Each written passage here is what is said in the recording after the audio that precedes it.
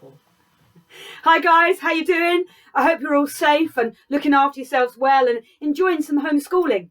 I guess you're missing school a bit though, hanging out with your friends, doing your favourite lessons and all the usual things.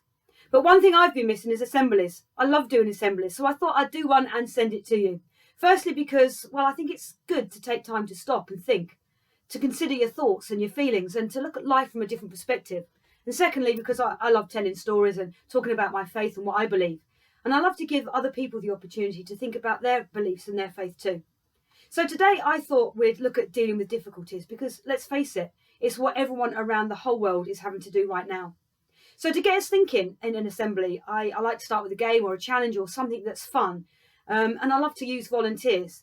Well, of course, that's going to be a bit tricky as we're not even in the same room, let alone the same house each other. However, there are two people who are stuck in the same house as me, and I asked them to help me this afternoon. But before I get them in here, let me explain what the challenge is. Simply, all I want them to do is throw and catch a ball. A really easy challenge.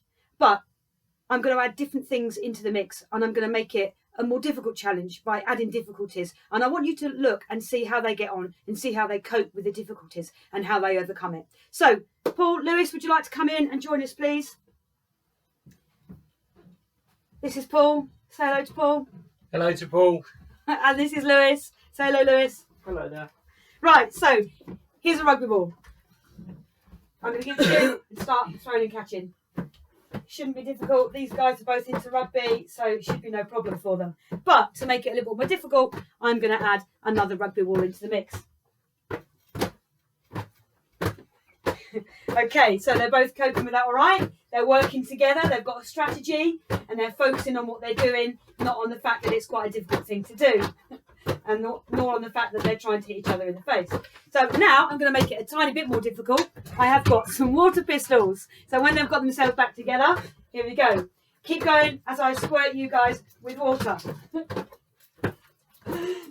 Yep, they're still focusing on what they're doing. They're not looking at the problem or the difficulty, and they're relying on each other, and it's working okay. So now let's add another difficulty in the mix, and this is my best one yet. So come on, Willow. Here we have Willow, the wacky dog, who loves to play with the rugby ball. Say hello, Willow. Say hello to everyone, Willow. Right, here we go. Fetch your ball, Willow. Get it. Fetch your ball. Come on, fetch your ball. Get it. Come on, get the ball. Fetch your ball. Come on, back at him. Okay, so she's distracting them a bit with what they're doing. They're focusing on what they're doing. They're keeping on going. Okay, before we wreck the joint, give her a round of applause. Thank you very much. You can go. Take the dog away. Thank you very much for helping us. Thank you. Thank you, Willow. Come here. Say goodbye to everyone. Say bye, world. Off you go, Willow. Thank you. Well, I hope you enjoyed that as much as they did. Sometimes it's difficult to keep going because we can get totally overwhelmed by the things that are going on around us. The only way Paul and Lewis were able to keep going was because they didn't look at the problems, or when they did, it all went wrong. They had to focus on what they were doing again, and they needed to work together, they needed to rely on each other, and they knew they could rely on each other. So what about you? What do you do when life throws difficulties your way? Who do you rely on, and who do you trust? To get you thinking, I want to tell you about somebody else, and we'll find out who he relied on and who he trusted and how he coped with the difficulties he faced. His name is Robbie Novak. Robbie faced challenges right from the beginning of his life. He was born with a condition called osteogenesis imperfecta, which basically is brittle bone disease. His bones would break so easily. By the age of 9, Robbie had broken 70 bones. Can you imagine breaking 70 bones, all on different occasions? Some of them really, really hard to cure, and how long it would take to recover and how difficult life would be in plaster casts all that time. Well, Robbie's parents felt like they couldn't care for Robbie when he was tiny, when he was really young, and so he was put into foster care. Robbie was a really difficult child to look after because one little thing, even just walking down the road, he could break a bone. But Robbie loved to do the things that anyone else likes to do, to run, to play football, to play on the trampoline, to ride a scooter and a skateboard. And he used to carry on, and so, he was really hard to look after. He ended up going from foster home to foster home, from carers to carers. He ended up going to different schools all the time, and life was really, really tough. But then one day when he was reasonably young, he went to a new foster home, and there was something different about this foster home. He could tell it. The parents were quite a bit older, and they'd only just begun fostering children. In fact, Robbie was there first, I think. And they started doing it because they felt God wanted them to do so. Well, when they found out how many homes Robbie had lived in, they decided that they wanted to put an end to that. They wanted to keep Robbie. They adopted him once and for all. They accepted him into their family. It wasn't just Robbie either. He had a sister, Lexi, and she was taken into their home too. Both of them adopted, became part of their family. Now, these new parents had got older children. Robbie had got an older sister, and she was married to a guy called Brad. So Brad was Robbie's brother-in-law. Robbie and Brad became really good friends. They used to make films together. It was something to do with what Brad's work was at the university. And they loved doing it, and Brad loved Robbie's bubbly personality and his optimism and his sense of fun. And they soon realised that they could make a thing out of this. So they would make inspirational videos that would encourage people to do good and to spread happiness. And, well, you may have heard of Robbie because he went under another name when he made these videos. Let me show you a picture of him. You may recognise him as the kid president. Here he is, aged between 9 and 11. Here's a picture of Robbie now. He's grown up a little bit. I'm not sure whether he's still doing kid president stuff, but he certainly still intends making videos and helping people to spread happiness and always do the best they can. Here's Robbie when he was tiny. You might just be able to work out that he's in plaster cast there, but look at that smile. Despite how difficult his life was and the difficulties he faced, Robbie always managed to focus on what life was really about and make the most of everything. And here he is, a little bit older, riding a skateboard. Despite his condition, he didn't stop enjoying life and making the most of things. And here he is, really restricted in what he can do because he's in a plaster cast there. So what was it that helped Robbie to have such a positive outlook on life?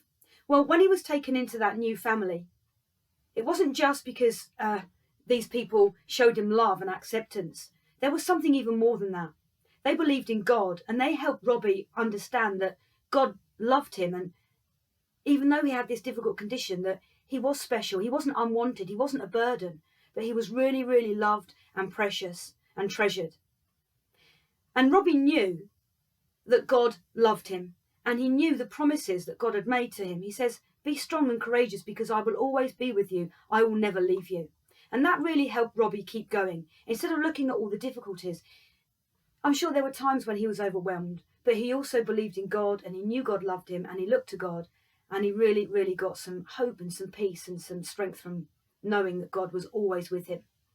Well, I know it's the same for me. Whatever's going on in my life, the circumstances going on around me, whatever's going on in the world, I know God has promised to always be with me and to never leave me.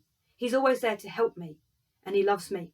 It may not change the circumstances. I may not be able to change the circumstances, but I know I'm not on my own. Sometimes I get overwhelmed because I look at how big a problem is. And at the moment, I can feel pretty scared by the coronavirus and everything that's going on around. When I start to feel overwhelmed, I look to God. I remember who he is. I remember what he has done. I remember how much he loves me. And I ask him to give me his peace. And I ask him to remind me of the hope that there is in knowing him. Now, I don't know whether you believe in God or not. Some of you might do. Some of you maybe have a different faith. And I guess many of you aren't even sure what you believe. But it's good to stop and think about what we believe. So why don't we do that for a minute now? I just want to encourage you to have a think about the things that may be making you feel a little bit overwhelmed. And I want to say to you, instead of looking at the problem and looking at all the things that make you feel worried, why don't you think about the people that you rely on, the people that you can trust? And if you like, why don't you look to God and ask that he would give you a sense of his peace in this difficult situation that we're facing? Whether you believe in God or not, I know that he believes in you and he loves you, and his promise is for everybody. He says, if you turn to me, I will always be with you. And we can know a peace that is like no other. So why don't we just spend a moment thinking about that? If you're feeling overwhelmed, and next time you are, don't look out at the problem. Look up. Ask God for peace. Know that he loves you. Know that he's got you. and then you won't be so afraid. You can deal with the difficulties that come your way. While you're thinking, I want to just spend a moment as we finish praying. So have a listen to what I say, and if you think, yeah, I agree with that, I'd love that to be my prayer, then why don't you just say amen, which means I agree. If you don't want to pray, that's fine, you don't have to. Maybe you don't want to pray the way I do. But it's really good if you can just take a moment to think your thoughts at this difficult time. Father God, thank you that you promise that you will never leave us, that you're always with us, that we can trust in you. Help us when we're feeling totally overwhelmed by the difficult situations that we're in, and particularly at the moment, to know that you bring peace and you bring hope. Help us remember who you are and what you've done, and help us to stick together, to rely on the people that you've put in our lives, to trust each other. Amen. Just as we finish, one last thing to share with you. You may also know that the Kid President, if you know of him, has a great saying, and it's this: why walk when you can dance? So don't look at the problem. Look at the one who's bigger than the problem, and make the most of every situation you're in. Thanks very much. Enjoy the rest of your day. See you soon. Bye-bye.